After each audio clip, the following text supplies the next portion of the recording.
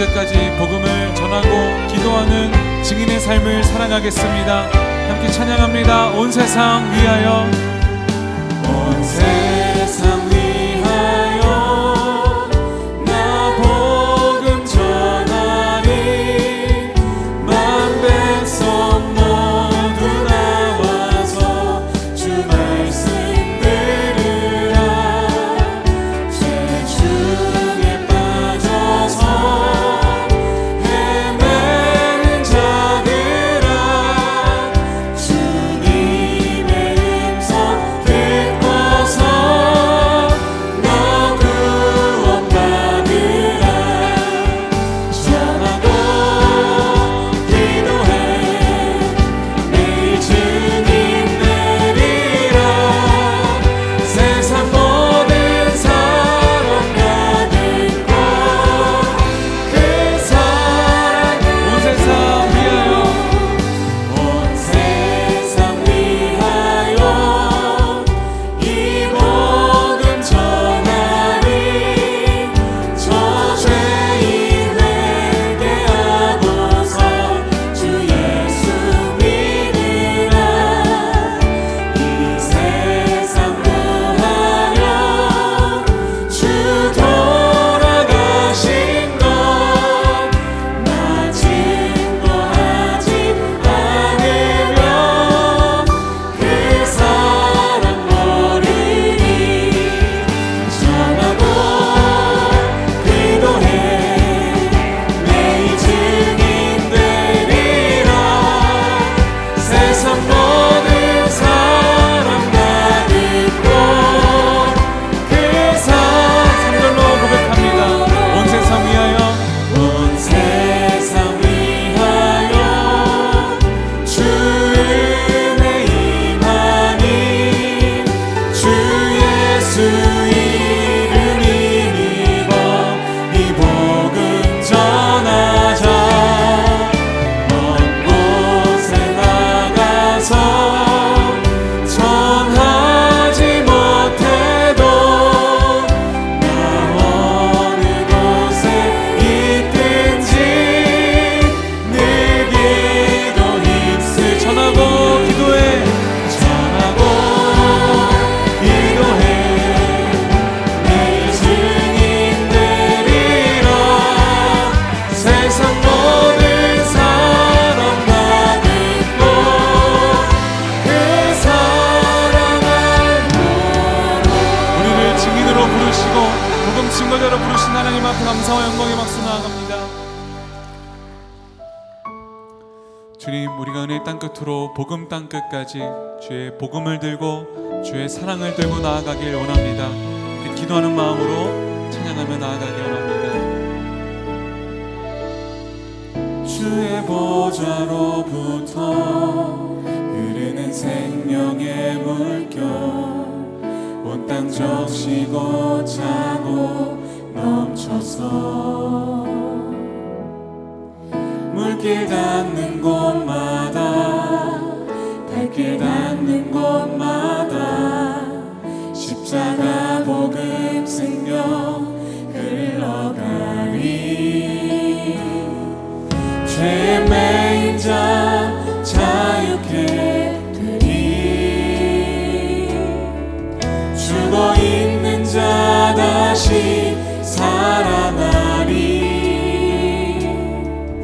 가슴 치며 애통하는 자 일어서리라. 그 사랑으로 회복되리. 은혜 땅끝으로 복음 땅끝까지 가서 복음 전하리. 그 길의 끝에서 하나님 나라 이뤄가. 죄에 매인 자 자유케 되리. 죄에 매인 자 자유케 되리. 죽어있는 자가 다시 살아날 줄 믿습니다. 다시 살아나리. 숨쉬며 애통하는 자 일어서리라. 그 사랑으로 회복되리. 그대 땅끝으로 복음 땅끝까지 가서 복음 전하리. 그 길의 끝에서 하나님 나라 이뤄가리라. 예, 주님, 우리가 주의 영광을 바라봅니다. 내 눈 주의 영광을 보네. 우리 가운데 계신 주님, 그 빛난 영광 온 하늘 덮고 그 찬송 온 땅 가득해. 내 눈 주의 영광을 보네. 찬송 가운데 서신 주님, 주님의 얼굴을 온 세상 향한 권능의 팔을 드셨네. 권능의 팔을 드셨네. 주의 영광 이곳에 가득해. 우린 선해 주님과 함께 찬양하며 우리는 전진하리. 모든 열 우리 결단하며 고백합니다. 주의 영광 이곳에 가득해. 주의 영광 이곳에 가득해. 우린 선해 주님과 함께 찬양하며 우리는 전진하리. 모든 열방 주볼 때까지 모든 열방 주보 우리가 전진하겠노라 결단합니다. 모든 열방 주볼 때까지. 이번 주 수요일은 6.25 전쟁이 발발한 75주년이 되는 날입니다. 일어나지 말았어야 할 국내 전쟁이 국제적인 전쟁으로 확산되어 국내외 수많은 젊은 생명들이 이 한반도에서 희생된 안타깝고도 비극적인 역사적 사건이었습니다. 대한민국 국군 희생자만 14만 7천 명, 북한군 희생자는 훨씬 더 많아요. 29만 명, 유엔군이 4만 명, 중공군이 18만 명, 민간인 희생자가 250만 명, 총 400만 명을 훨씬 넘는 수많은 인명의 희생이 이 땅에 있었습니다. 그리고 이 6.25 전쟁으로 말미암은 이산 가족들이 무려 1,000만 명에 달하는 국가적 재난이었습니다. 하지만 중요한 사실은 그 전쟁은 아직도 끝나지 않았다는 사실입니다. 종전이 아니라 휴전 상태로 우리는 6.25 전쟁 기념일을 맞이합니다. 중요한 팩트는 북쪽에서부터 이 남쪽을 향하여 침략이 시작된 그러한 전쟁이었음에도 북쪽에서는 이 사실을 인정하지도 사과한 일도 없이 아직도 핵무기를 만들어 남측을 위협하고 있고, 우리는 이런 위협을 받고 있는 채로 이 대한민국 땅에는 이제 북측과의 화해를 모색하는 새로운 정권이 들어선 채로 이 전쟁 기념일을 맞이하고 있는 것입니다. 이 한반도의 전쟁은 사실은 이 땅의 유일한 전쟁은 아닙니다. 지금 이 순간도 우크라인 러시아와의 전쟁이, 또 이란과 이스라엘의 전쟁이 지구촌 도처에서 벌어지고 있습니다. 과연 이런 전쟁의 위기들을 인류는 극복할 수 있으며, 또 우리가 경험한 인류의 상처는 어떻게 성경적으로 처방될 수가 있을까요? 기원전 7세기 말에 남왕국 유다는 당시의 강대국 제국이었던 바빌로니아에 의해서 전쟁의 위협의 위기를 겪고 있었습니다.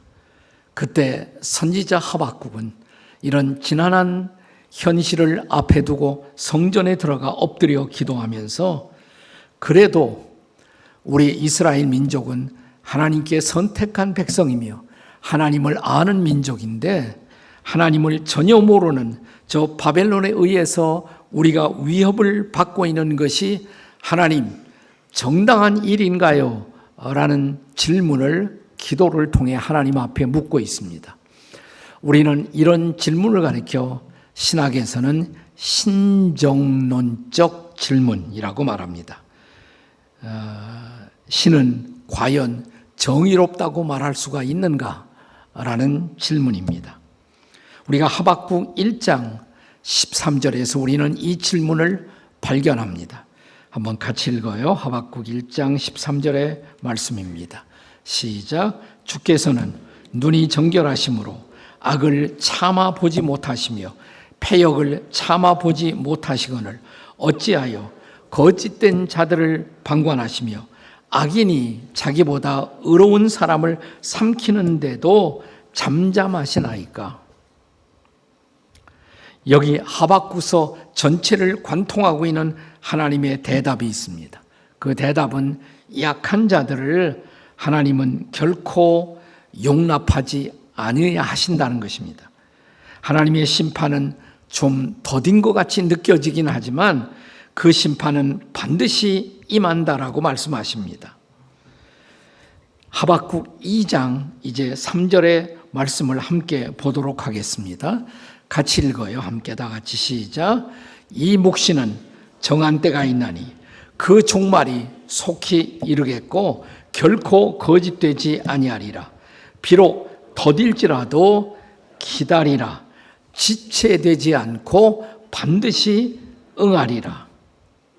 그렇다면 그때까지, 다시 말하면 하나님의 정의가 실현될 때까지 우리 믿는 자들은 어떻게 이 땅에서 우리의 삶을 영위해 나가야만 하겠습니까? 하박국 2장 4절의 말씀이 하나님의 대답이었습니다. 2장 4절의 마지막 부분이 유명한 하나님의 대답입니다. 하나님의 처방이기도 하고요. 같이 읽습니다. 다 같이 시작. 의인은 그를 믿음으로 말미암아 살리라. 네, 이 말씀은 나중에 바울 사도가 신약 성경 로마서에서 반복하는 유명한 말씀이죠. 의인은 믿음으로 말미암아 살리라. 그렇다면 우리가 믿음으로 산다는 것, 그것은 무엇을 믿고 어떻게 사는 것을 의미하는 것입니까? 하박국 마지막 장인 3장이 그 대답을 우리에게 들려주고 있습니다. 전쟁의 위기 앞에서도, 전쟁의 소문을 들으면서도 우리가 믿음으로 산다는 것, 도대체 무엇을 믿고 사는 것을 뜻하는 것일까요? 그 첫째는 하나님의 긍휼을 믿고 기도함으로 살아야 한다는 것입니다. 한번 따라서 하세요. 하나님의 긍휼을 믿고 기도함으로 삽시다. 옆에 사람에게 해보세요. 시작. 하나님의 긍휼을 믿고 기도함으로 삽시다. 3장 2절의 말씀이에요. 자, 본문 3장 2절 같이 읽겠습니다. 시작. 여호와여, 내가 주께 대한 소문을 듣고 놀랐나이다. 여호와여, 주는 주의 일을 이 수년 내에 부흥하게 하옵소서. 이 수년 내에 나타내시옵소서. 진노 중에라도 긍휼을 잊지 마옵소서. 여기 마지막 대목에 진노 중에라도 긍휼을 잊지 마옵소서. 이 긍휼이란 단어가 등장하죠. 여러분, 이 긍휼과 짝을 이루고 있는 단어가 어떤 단어였습니까? 진노죠, 진노. 진노 중에라도 긍휼을 잊지 마옵소서.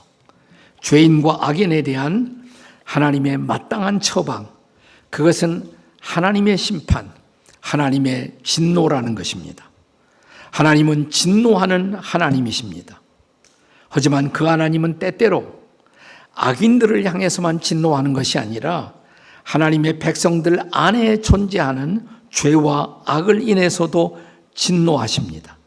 그래서 오늘 본문 3장 2절에서 하박국 선지자는 우리가 이렇게 기도하라고 가르칩니다. 진노 중에라도 긍휼을 잊지 마라 주시옵소서 라고 기도하라는 것입니다. 그렇습니다. 하나님은 하나님 자신의 공의로움을 인해서 진노하는 하나님이십니다.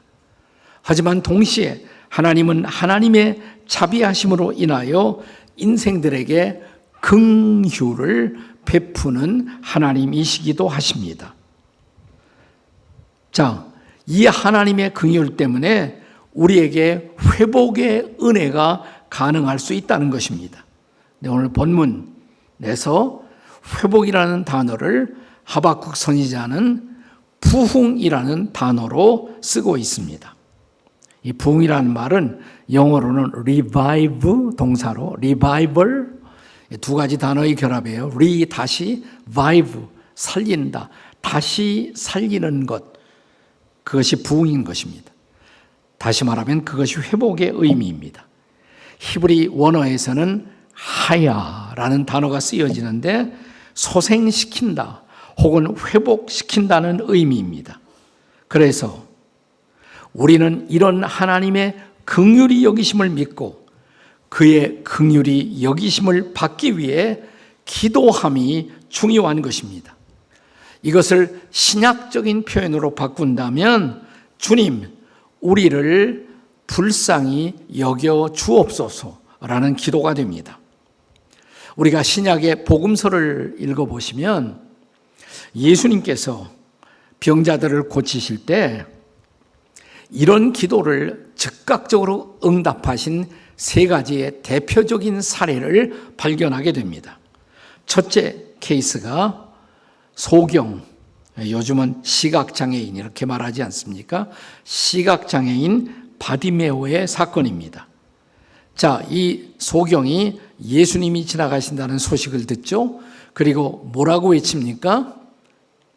다윗의 자손 예수여, 나를 불쌍히 여겨 주옵소서라고 기도합니다.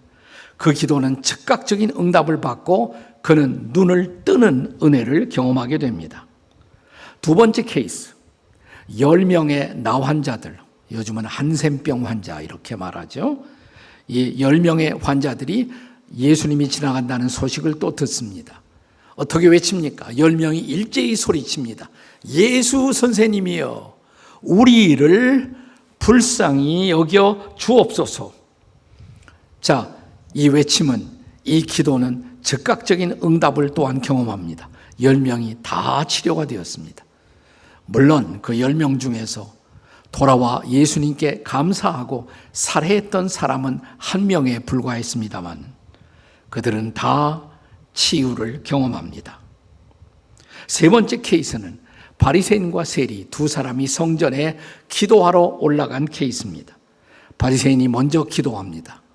거의 자기 PR성 기도, 자기 홍보용 기도죠. 하나님, 저는 일주일에 2번씩 금식해요. 11조 꼬박꼬박 내고요. 나는 토색질한 일도 없고 불의도 행하지 않았고 간음도 한 일이 없고요. 그런데 이런 바리새인의 기도를 하나님이 외면하셨다는 것입니다. 이제 세리의 기도가 시작됩니다. 그는 감히 하늘을 올려다보지 못하고 가슴을 치면서 하나님, 저를 불쌍히 여겨 주시옵소서. 저는 죄인이로소이다. 네, 하나님이 누구의 기도를 응답하셨어요? 세리의 기도라는 것입니다. 이 세 가지 케이스의 공통된 기도, 어떤 기도예요? 하나님, 저를 불쌍히 여겨 달라는 기도입니다. 바로 이 대목에서 역사적으로 유명한 영성 기도라고 할 수 있는 예수 기도가 탄생한 것입니다. 예수 기도란 예수님이 하신 기도가 아니에요. 사람들이 예수께 기도해서 응답받은 기도, 네, 예수 기도. 이것이 12세기에 와서 기도가 정형화되어 이 지구촌에 많은 교회들이 이 기도로 기도하게 됩니다. 간단해요. 저를 따라서 한번 해보세요. 주 예수 그리스도 하나님의 아들이시여 죄인된 저를 불쌍히 여겨 주옵소서. 간단하죠? 네, 주기도문보다도 훨씬 더 간단합니다. 한 번 더. 주 예수 그리스도 하나님의 아들이시여 죄인된 저를 불쌍히 여겨 주옵소서. 네, 이게 본래 그리스 말로 이 기도가 시작이 되었거든요. 그래서 외국에서는 이런 말로 통합니다. 키리에 엘레이존 이렇게 말합니다. 키리에 엘로이존. 이런 노래도 있고 그래요. 한번 따라서 해보세요. 키리에 엘레이존. 키리에가 주님이란 뜻이에요. 주님, 엘레이존, 불쌍히 여겨주세요. 사실 이 기도는 매우 강력한 중보 기도도 될 수가 있습니다. 우리가 힘들고 답답할 때 하나님, 내 남편 불쌍히 여겨주세요. 바로 이 기도예요. 내 아내 불쌍히 여겨주세요. 우리 아버지, 우리 어머니 불쌍히 여겨주시옵소서. 우리 아들, 우리 딸 불쌍히 여겨주세요. 주님, 우리 민족을 불쌍히 여겨 주옵소서. 주님, 저 북녘 땅의 동포들을 불쌍히 여겨 주옵소서. 근데 이런 기도의 중요한 전제, 밑바탕에 깔려있는 중요한 전제는 하나님의 긍휼히 여기심을 믿는 그 믿음에 근거해서 우리가 기도하는 것입니다. 사랑하는 여러분, 지금이야말로 이 기도가 정말 필요한 때가 아니겠습니까? 우리가 하나님의 긍휼히 여기심을 믿고 하나님의 도우심을 위하여 주님 앞에 나아가 이 기도를 드리는 여러분과 제가 될 수 있기를 주님의 이름으로 축복합니다. 여기 회복의 기도가 있습니다. 두 번째로, 첫째는 하나님의 긍휼히 여기심을 믿고 기도하라고, 두 번째는 하나님의 임재를 믿고 기뻐하라고 하박국은 말합니다. 따라서 하세요. 하나님의 임재를 믿고 기뻐하십시다. 자, 옆에 사람들에게 한번 해보세요. 시작. 하나님의 임재를 믿고 기뻐하십시다. 전쟁의 소문, 또 전쟁의 위기, 그 그림자 아래 살고 있는 우리들이 믿음으로 산다는 것, 무엇을 의미하는 것입니까? 그것은 무엇보다 이 전쟁의 위협 속에서도, 전쟁의 그림자 속에서도 여전히 이 순간도 우리와 함께 하시는 하나님의 임재를 믿고 기뻐하며 살아야 한다는 것입니다. 우리가 하박국 이 3장 3절부터 15절 사이, 우리가 3장 1절 2절 읽고 마지막만 읽었어요. 그 사이가 있어요. 사이 3절부터 15절 사이에는 하나님의 백성들과 함께 하시는 하나님의 임재를 아주 다양하게 묘사하고 있습니다. 전쟁터에서 말을 타시는 전사로 하나님이 등장하십니다. 칼과 활을 들고 하나님의 백성들을 보호하고 지키시는 하나님, 그는 전쟁 속에 개입하시고 그 백성들을 보호하시는 하나님이십니다. 그 하나님은 때로는 4절에 보면 햇볕처럼, 태양처럼 등장하십니다. 그의 광명이 햇빛 같고 광선이 그의 손에서 나오나, 이렇게 말하죠. 때로 그분은 산을 무너뜨리시며 우리에게 다가오시는 분, 때로 그는 14절에 보시면 회오리 바람처럼 다가오십니다. 때로는 15절에 보면 바다를 밟고 다가오시는 하나님이십니다. 왜 그렇게 우리에게 다가오십니까? 13절이죠. 자, 13절 말씀 한번 같이 읽어보세요. 시작. 주께서는 주의 백성들을 구원하시려고 기름 부음 받은 자를 구원하시려고 나오사. 아멘. 바로 주의 백성들을 구원하시려고 그렇게 그분은 다가오시는 것입니다. 위기 속에, 전쟁의 위협 속에도 그분은 우리에게로 다가오시는 것입니다. 물론 이런 전쟁의 여파를 통해서 17절의 증언처럼 우리는 적지 않게 많은 것을 손해받고 잃어버릴 수가 있습니다. 무화과 나무가 열매를 맺지 못하고, 포도나무의 열매가 끊어지고, 감람나무에 소출이 없어지고, 밭에는 먹을 것이 없어지고, 우리에는 양이 없어지고, 외양간에는 소가 없어지고, 우리의 은행 통장에는 저금이 바닥나고, 식료품들이 더 이상 공급되지 못하는 위기가 우리 인생에 찾아올 수도 있습니다. 하지만 그 중에서도 여기 하박국 선지자는 하나님의 임재를 바라봅니다. 이 위기 속에 여전히 하나님이 함께 하신다는 것입니다. 그렇습니다.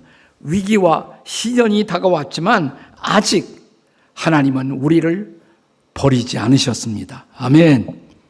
하나님은 아직 우리를 떠나지 않으셨습니다. 우리가 기도할 때마다, 우리가 예배할 때마다 하나님은 그의 거룩한 임재를 우리에게 보여주십니다. 자, 아직도 우리와 함께 하시는 하나님, 그의 임재를 확인하는 순간 우리 모두는 이렇게 고백할 수가 있습니다. 주님, 주님만 함께 하신다면 저희는 다시 일어날 수 있어요. 주님만 함께 하신다면 우리는 실제로 아무것도 잃어버린 것이 아닙니다 라고 고백할 수가 있다는 것입니다. 저는 이 본문 하박국 3장 17절을 읽을 때마다 생각나는 사건이 늘 있어요. 제가 국내외 성지순례를 많이 인도하잖아요. 한 번은 국내 성지순례로 우리 목사님, 우리 성도들 모시고 소록도를 간 일이 있어요. 소록도. 잘 아시죠? 소록도. 우리 나환자들의 섬이었습니다, 과거에. 근데 지금 소록도에 가보시면 소록도가 아주 아름다워요. 예쁘고 아름다운 섬으로 많이 변했습니다. 우리가 소록도에 갔을 때 소록도 한복판에 중앙교회가 있어요. 소록도 중앙교회를 방문했습니다. 우리 같이 간 일행들이 쭉 앉아있고 제가 맨 앞에 앉아 있었어요. 그 교회 전도사님도 과거에 나환자였다가 치유된 그런 분이신데 이 소록도 중앙교회와 소록도의 역사에 대해서 쭉 이렇게 설명을 하셨어요. 설명을 하고 여러분 생각보다 소록도에 와보시니까 어떠세요? 아름답죠? 예쁘죠? 우리가 다 네하고 대답을 했어요. 그런데 소록도가 이렇게 변할 수 있었던 원인이 있어요. 그 원인을 여러분이 참으로 알기를 원하시면 소록도만 보시면 안 되고 지라도를 보셔야 돼요. 지라도. 우리 함께 지라도 잠깐 가보실까요? 근데 저희들이 시간에 쫓기고 있었기 때문에 제가 난처한 표정으로 시계를 보고 있으니까 저를 보더니 전도사님, 목사님 걱정하지 마세요. 지라도는 아주 가깝습니다. 지라도가 어디 있냐면 하박국 3장 17절에 있습니다. 네. 뭐라고 그랬어요? 무화과 나무가 무성하지 못하고 포도나무에 열매가 없고 감람나무에 소출이 없고 밭에 먹을 것이 없고 우리의 양이 없고 외양간에 소가 없을지라도 여기 있지 않습니까? 지라도. 네. 여러분, 저희 나환자들이 뭐가 있겠어요? 저희들에게는 가족도 없어요. 저희들에게는 건강도 없어요. 근데 우리가 여기서 버티고 지금까지 여기까지 살아올 수 있었던 것, 우리는 다만 한 분, 하나님 붙들고 살았어요. 그래서 우리가 부르는 찬양이 있어요. 우리 함께 부르실까요? 그러면서 이렇게 쭉 찬양송 한 페이지를 쭉 나눠주시더라고요. 보니까 그들이 부르는 찬양의 제목이 뭐냐면 지라도의 하나님. 지라도의 하나님. 네, 그렇습니다.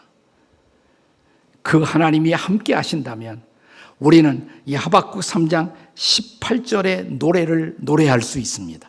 찬양할 수 있습니다. 18절 다 같이 읽겠습니다. 시작. 나는 여호와로 말미암아 즐거워하며 나의 구원의 하나님으로 말미암아 기뻐하리로다. 아멘. 그렇습니다. 무화과나무 열매, 포도나무 열매, 감람나무의 소출, 밭의 곡식, 은행의 적금, 다 하나님의 선물이죠. 하나님의 선물이에요. 축복입니다. 그러나 여러분, 하나님의 선물보다, 하나님의 축복보다 더 중요한 것은 하나님의 존재 그 자체인 것입니다. 하나님의 임재 말입니다. 우리가 선물을 영어로 기프트라고 그러죠. 기프트. 그런데 기프트보다 더 중요한 것은 뭐냐면 기버예요. 기버. 주시는 분. 주시는 분이 있어서 선물, 기프트가 우리에게 주어지는 것입니다. 저희 아이들이 어렸을 때 제가 밖에 여행 갔다 오면 조그마한 선물을 항상 들고 집에 왔습니다. 집에 오면 초인종을 누르면 항상 둘째가 제일 먼저 달려 나왔어요. 그리고 저를 보면 소리칩니다. 선물 사왔느냐 이 말이죠. 여기 있다. 선물을 안 껴주면 낚아채 갖고 지 방에 들어가서 두 번도 다시 저를 쳐다보지 않습니다. 그때 얼마나 섭섭한지 몰라요. 나는 이렇게 소리치고 싶었어요. 물론 한 번도 소리치지 않았습니다만 소리치고 싶었어요. 야, 선물이 중요하니 아빠가 더 중요하니?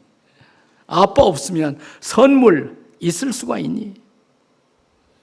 우리는 하나님의 축복을 갈망합니다. 하나님의 선물을 갈망합니다.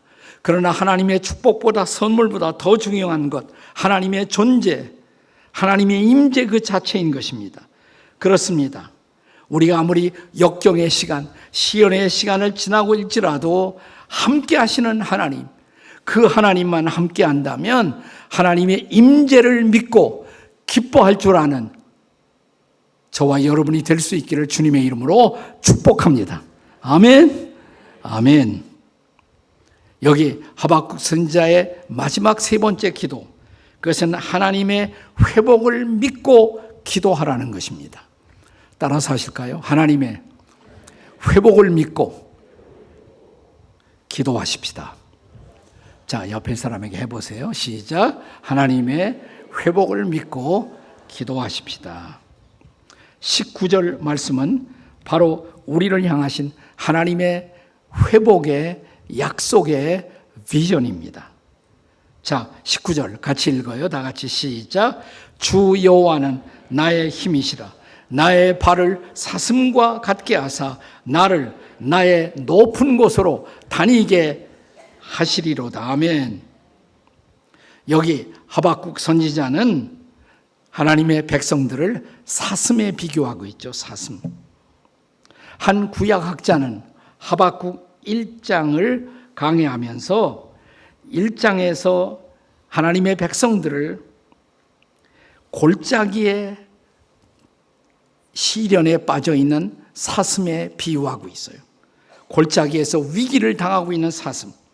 그 사슴은 위기를 경험하면서 골짜기에서 신음을 토하고 있습니다. 두 가지 신음. 우리가 하박국 1장을 열자마자 두 단어가 나와요. 하나는 어찌하여, 왜 이런 일이 저에게 왔습니까? 또 하나는 어느 때까지, 얼마 동안이나 이런 고난, 이런 시련을 우리가 당해야 한단 말입니까? 자, 하박국 1장 2절을 한번 같이 읽어보겠습니다. 1장 2절 다 같이 시작. 여호와여, 내가 부르짖어도 주께서 듣지 아니하시니 어느 때까지리까? 내가 강포로 말미암아 외쳐도 주께서 구원하지 아니하시나이다. 3절 보세요. 이제 3절 다 같이 시작. 어찌하여 내게 죄악을 보게 하시며 패역을 눈으로 보게 하시나이까? 겁탈과 강포가 내 앞에 있고 변론과 분쟁이 일어났나이다. 무슨 단어로 시작해요? 어찌하여? Why? 어째서 이런 일이 생겼습니까? 여기 골짜기에서 슬피 울며 이리 뛰고 저리 뛰며 피 흘리는 사슴의 모습을 연상해 보십시오. 그런데 한순간 그 사슴이 그 작은 발, 그 연약한 다리, 사슴의 다리가 얼마나 가느다란 다리예요. 그 다리로 갑자기 뛰기 시작하더니 골짜기를 탈출합니다. 그리고 저 높은 언덕으로 튀어올라 그 언덕에 유유하게 서서 있는 그 사슴의 모습을 한번 연상해 보십시오. 여기 하나님의 자비, 하나님의 능력을 통해서 이 골짜기를 탈출해서 언덕 위에 서 있는 사슴의 유유자적한 이미지를 바라보십시오. 그리고 19절의 말씀을 다시 한번 읽어보십시오. 자, 19절 읽습니다. 시작. 주 여호와는 나의 힘이시라. 나의 발을 사슴과 같게 하사 나를 나의 높은 곳으로 다니게 하시리로다. 아멘. 그렇습니다. 하나님의 자비, 하나님의 능력이 제공한 완벽한 회복의 이미지가 아니겠습니까? 그래서 한 구약학자는 하박국 전체의 전개를 1장에서 3장까지 하박국이 어떻게 전개되냐면 1장에는 골짜기예요. 근데 3장은 마지막에 저 높은 곳에서 끝나요. 그러니까 골짜기에서 저 높은 언덕으로 이게 하박국의 전체의 전개의 모습인 것입니다. 높은 곳에서 마지막 절정을 맞이합니다. 이 높은 곳, 영어로는 higher ground, 높은 곳입니다. 여러분, 우리가 불렀던 찬송가 491장이 생각나지 않습니까? 저 높은 곳을 향하여 날마다 나아갑니다. 우리가 성경에서 높은 곳이라는 이 단어를 살펴보면 제일 많이 나오는 것이 시편이에요. 높은 곳에서 하나님을 예배하라고, 높은 곳에서 하나님을 찬양하라고. 그 높은 것은 하나님의 영광이 나타나고 하나님을 우리가 온전히 예배하는 것입니다. 우리는 거기에서 회복의 영광을 체험하고 있는 것입니다. 저와 여러분에게 이런 놀라운 은혜가 회복의 영광이 체험되기를 주의 이름으로 축원합니다. 아멘.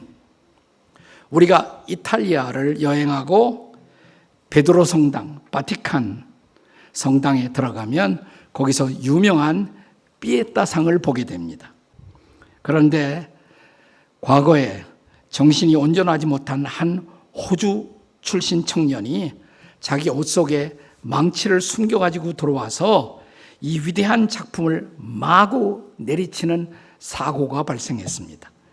1972년 5월 21일에 일어났던 사건이에요.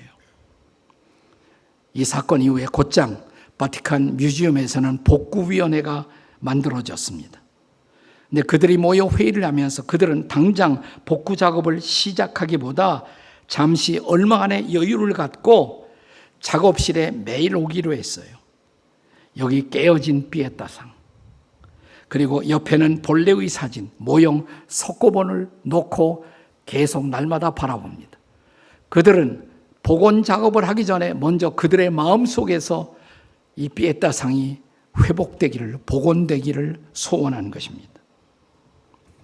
그리고 마침내 그들은 이제 준비가 되었다고 서로를 바라봅니다. 실제로 준비 작업은 그렇게 오랜 시간이 걸리지 않았어요.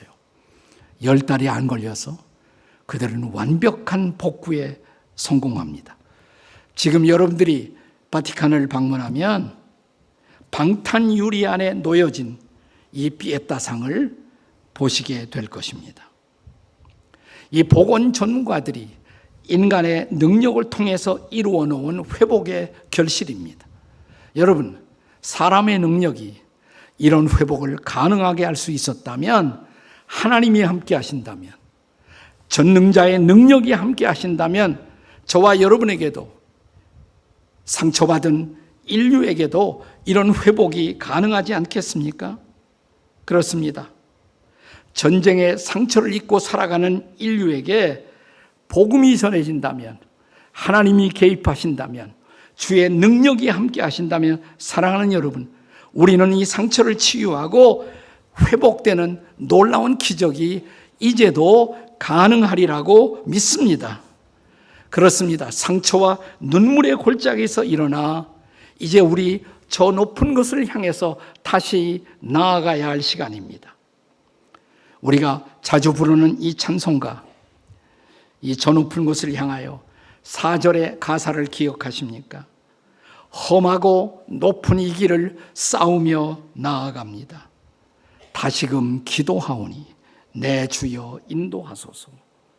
그렇습니다. 우리가 다시 기도를 시작하신다면, 다시 함께 하시는 하나님을 체험한다면, 다시 전능자의 능력을 경험할 수 있다면 마지막 절에 내 주를 따라 올라가 저 높은 곳에 우뚝 서 거기서 하나님을 찬양하고 노래하게 될 것입니다. 이 전능자의 능력으로 저는 우리 민족이, 그리고 우리 가정이, 또 우리 교회가, 그리고 수많은 상처받은 우리의 이웃들이 회복되는 놀라운 기적이 다시 한번 나타날 수 있기를 주님의 이름으로 축복합니다. 여러분 마음속에 깨어졌던 상처도 주님 앞에 내려놓으십시오. 전능자 앞에 내려놓으세요. 이 피에타 상이 회복되기 위해서 한 일은 아무것도 없어요. 그들이 이 보건 전문가의 손에 그들을 맡겼을 때 그들의 손길이 그들을 회복시킨 것입니다. 주님이 함께 하신다면, 주의 손이 임하신다면 사랑하는 여러분, 우리도 회복될 것입니다. 다시 일어날 수가 있습니다. 우리는 저 높은 곳을 향해 나아갈 것입니다. 그리고 다시 전능자의 놀라운 은혜를 찬양하는 회복의 역사가 우리 가운데 일어날 것을 믿으시기 바랍니다. 아멘. 하나님의 은혜가 함께 하시기를 바랍니다.